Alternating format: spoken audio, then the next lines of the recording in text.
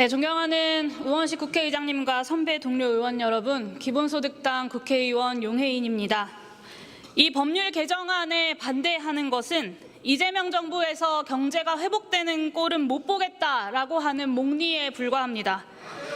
소비 쿠폰의 효과가 곳곳에서 확인되고 있습니다. 소비 쿠폰 지급 첫 주 전국 소상공인 매출이 전주 대비 2.2% 증가했고 슈퍼마켓 10곳 중 9곳의 매출이 증가했습니다.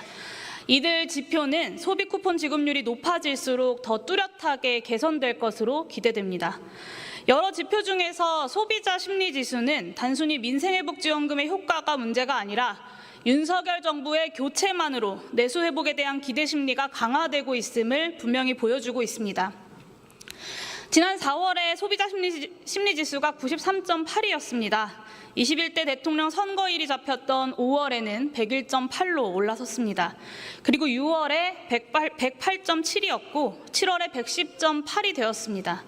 이 수치가 무엇을 말하는가 하면 중앙정부, 지방정부 할 것 없이 지독하게 강행됐던 긴축 정책이 정권 교체와 함께 바뀔 것이다라는 기대에 맞춰서 소비심리 지수도 변화해 왔다는 것입니다. 지역사랑 상품권 죽이기는 윤석열 정부에서 강행한 대표적인 내수 억압 긴축 정책입니다. 윤석열 정부는 집권 첫 해부터 지역사랑 상품권 중앙정부 지원 예산 0원을 제시했고 예산 심의권을 가진 국회가 그때마다 겨우 명맥을 유지하는 선에서 최저선의 지원 예산을 편성해 왔습니다. 중국과의 기술 패권 경쟁에 들어간 미국이 글로벌 밸류체인의 재정비에 나서고 트럼프 행정부는 관세 폭탄을 던졌습니다. 윤석열 정부 내내 수출이 추락했을 뿐더러 불확실성도 증대됐습니다. 정상적인 정부라면 수출 상황의 부재를 내수 경기 부양을 통해서 어느 정도 관리하려고 합니다.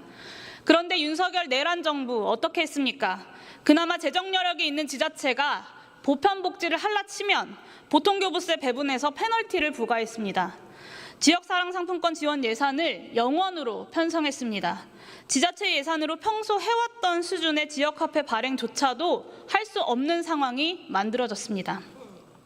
부자 감세로 인해서 내국세가 줄어들자 내국세의 19.24%를 재원으로 하는 보통교부세가 줄어들었습니다. 예산 편성되어 있는 보통교부세를 추경도 하지 않고 세수 펑크난 액수에 맞춰서 당해년도에 2년 연속 감액해버렸습니다. 지방세마저도 줄어든 지자체가 어떻게 지역화폐 발행 예산을 감당할 수 있었겠습니까? 지금 골목상권 살리기와 내수 회복은 범국가적인 과제입니다. 국가적인 과제를 수행하는 데 필요한 재정의 일부를 국가가 부담하는 것은 너무나 당연한 일입니다.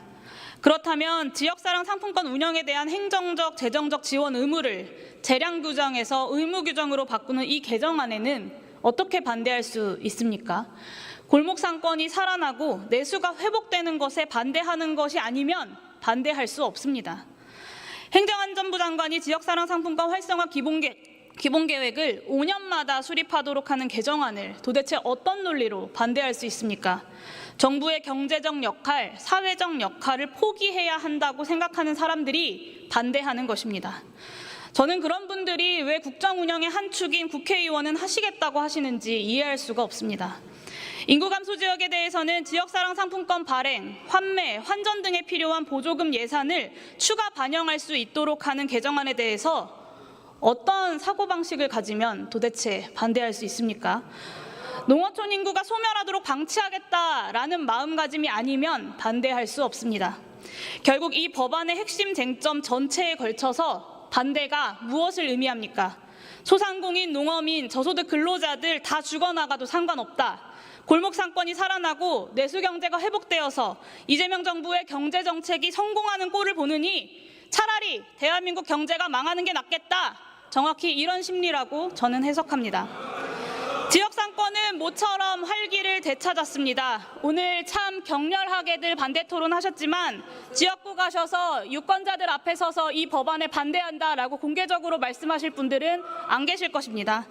다른 당이 하는 일이라고 옳은 일도 방해하고 보는 일은 부디 중단해 주시고 민생을 살려달라고 외치는 국민들의 목소리를 경청해 주십시오. 이상입니다. 감사합니다.